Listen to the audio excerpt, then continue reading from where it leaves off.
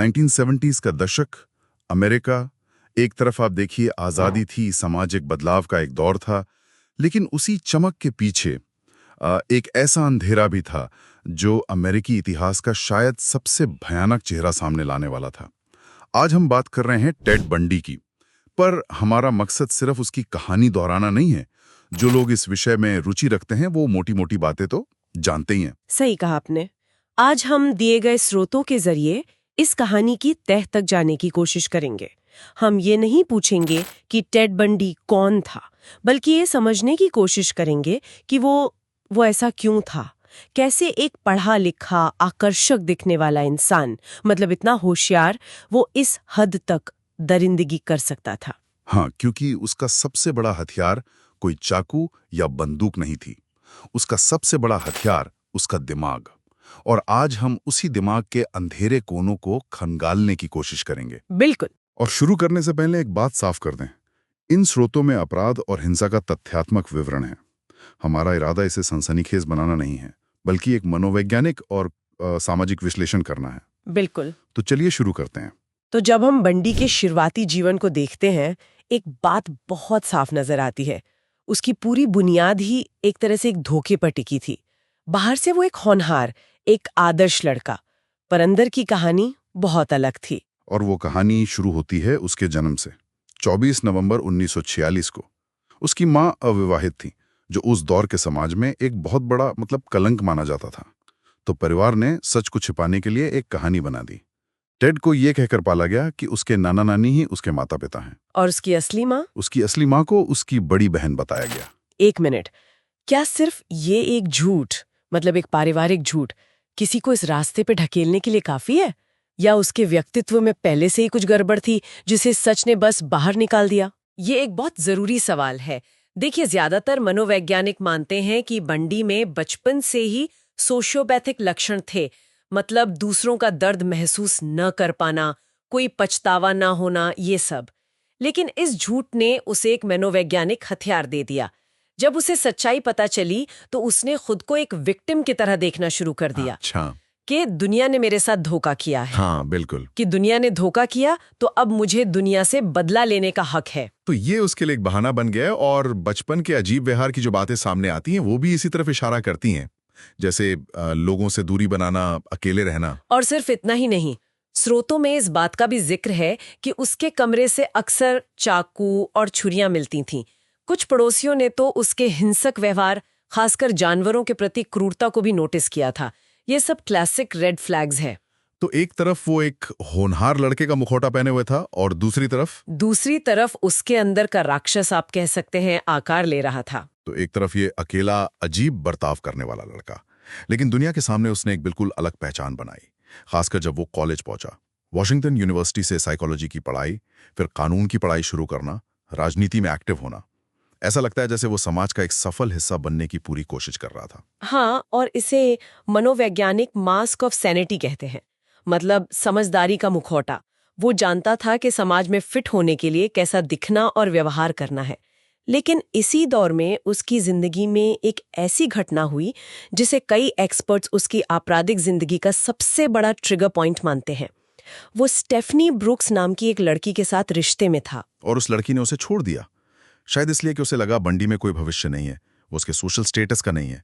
पर मेरे दिमाग में सवाल यह है कि क्या वो सच में उससे प्यार करता था, या वो लड़की उसके लिए सिर्फ एक ट्रॉफी थी जिसे वो हासिल करना चाहता था? बहुत बढ़िया सवाल है ये।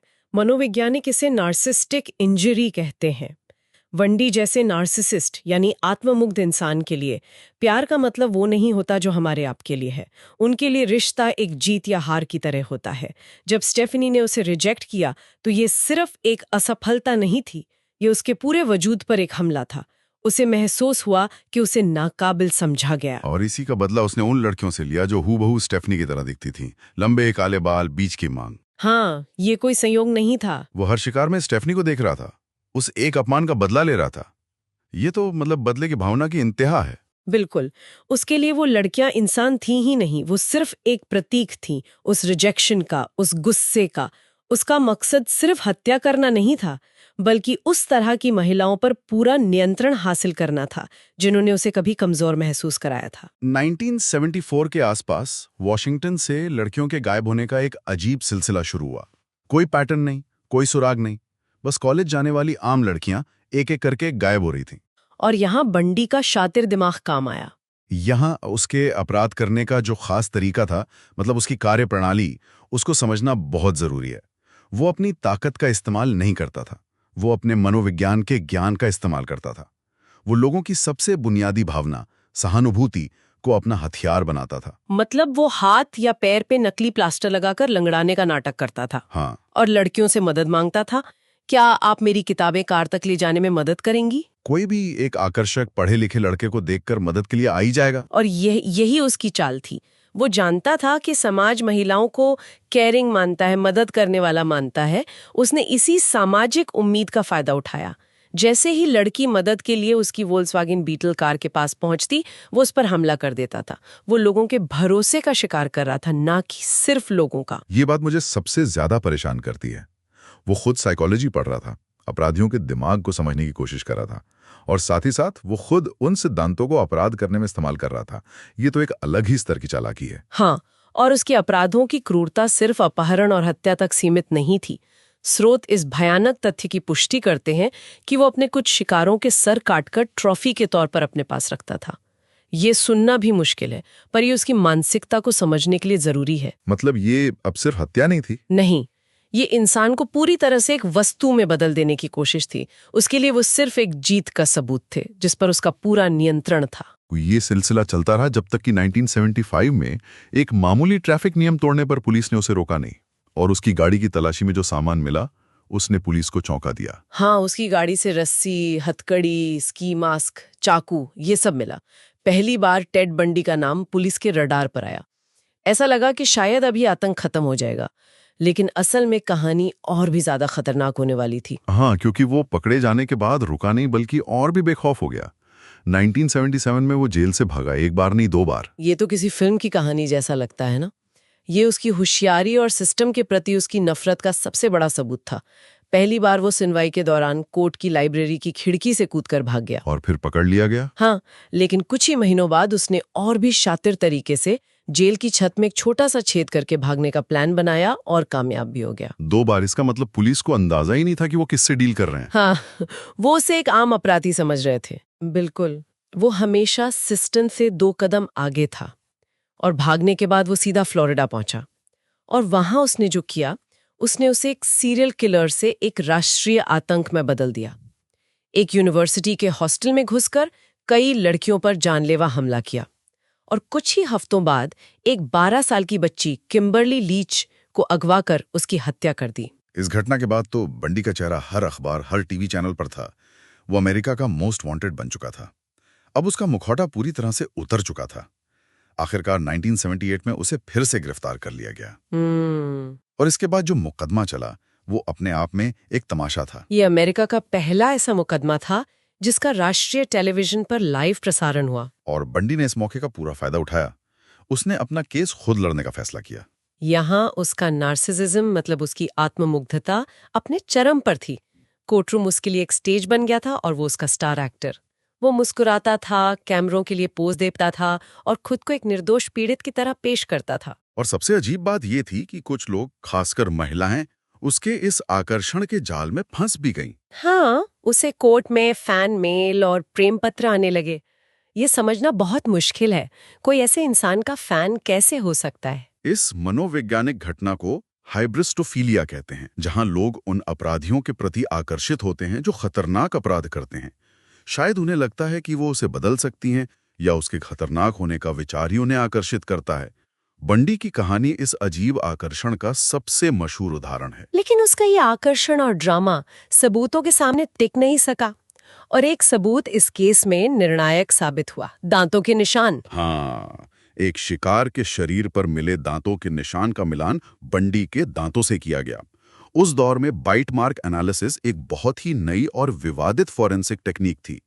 इस केस ने इसे कानूनी तौर पर स्थापित करने में एक बड़ी भूमिका निभाई। हालांकि आज भी इसकी सटीकता पर कई सवाल उठते हैं, पर उस वक्त यह एक मजबूत सबूत था। आखिरकार उसे मौत की सजा सुनाई गई। 24 जनवरी 1989 को उसे इलेक्ट्रिक चेयर से मौत दी गई। उस दिन जेल के बाहर का माहौल किसी जश्न जैसा था। लोग आतिशबाजी कर रहे थे। ऐसा लग रहा था जैसे लोगों ने किसी राक्षस के अंत पर चैन की सांस ली हो। अपनी मौत से ठीक पहले उसने 30 से ज्यादा हत्याएं कबूल की। हालांकि असली संख्या 50 से भी ज्यादा मानी जाती है। कई लड़कियों की लाशें तो कभी मिली ही नहीं। वो अपने साथ कई राज भी ले गया। ये पूरी कहानी सुनने के बाद मेरे दिमाग में जो एक बात बैठ गई है वो ये है कि हम किसी पर भरोसा कैसे करें। बंडी की कहानी की सबसे डरावनी बात उसके अपराध नहीं बल्कि उसका नॉर्मल होना है। वो पढ़ा लिखा था, आकर्षक था। कोई भी उसे देखकर ये नहीं कह सकता था कि वो एक राक्षस है। आपने बिल्कुल सही नस पकड़ी है। उसकी कहानी से सबसे बड़ा सबक यही मिलता है कि बुराई का कोई खास चेहरा नहीं होता। उसने इस धारणा को हमेशा के लिए तोड़ दिया कि अपराधी किसी झुग्गी झोपड़ी से ही आता है। वो हमारे बीच का ही कोई हो सकता है। और ये कहानी मानसिक स्वास्थ्य की अहमियत पर भी जोर देती है। अगर बंडी के बचपन के संकेतों को गंभीरता से लिया गया होता तो शायद इतनी जाने नहीं जाती। सही बात है। और एक और अहम बात यह है कि उसने महिलाओं की मदद करने की भावना का फायदा उठाया। ये हमें सिखाता है कि सतर्क रहना और अपनी सहज बुद्धि पर भरोसा करना कितना जरूरी है, बिना अपनी दया और सहानुभूति को खोए। ये एक बहुत मुश्किल संतुलन है। तो अंत में हम श्रोताओं को एक विचार के साथ छोड़ना चाहेंगे। टेड बंडी की कहानी सिर्फ एक सीरियल किलर की कहानी नहीं है। ये समाज में भरोसे के ताने बाने की कहानी है। आज के सोशल मीडिया के दौर में जहां हर कोई अपनी जिंदगी का एक परफेक्ट आकर्षक चेहरा पेश कर रहा है, बंडी की कहानी शायद और भी ज्यादा प्रासंगिक हो जाती है। यह हमें सोचने पर मजबूर करती है कि अगर दिखावे और असलियत में फर्क करना इतना मुश्किल हो सकता है तो हम सच्ची सुरक्षा को कैसे परिभाषित करें।